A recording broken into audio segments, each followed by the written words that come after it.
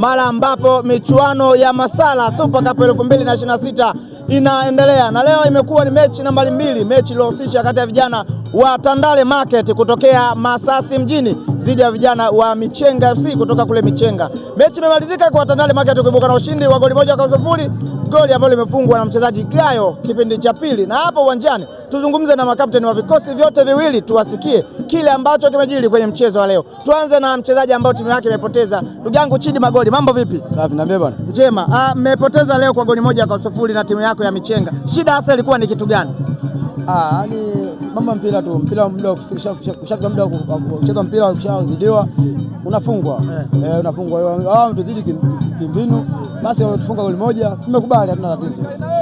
Unawaambiaje sasa mashabiki wa Michenga ambao kwa namna moja au nyingine wamejitokeza kwa wingi kuja kuhakikisha wanaunga mkono na kuweza kuona mnafika mbali, lakini bahati haijakuwa upande wenu? Unawaambia neno gani ili kuhakikisha wanazidi kuunga mkono?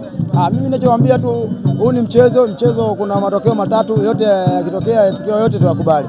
Kwa hiyo sasa hivi tushafungwa, hamna shida, tupambane kwa siku nyingine, Mungu atajalia tutashinda, hamna shida. Shukrani na kila laheri, safari njema. Hamna shida, shukrani. Naam, ni Chidi Magoli huyo, mtambo wa mabao, ameondoka hapa akiwa hana bao lolote, lakini kikosi chao pia kimepoteza kwa goli 1-0.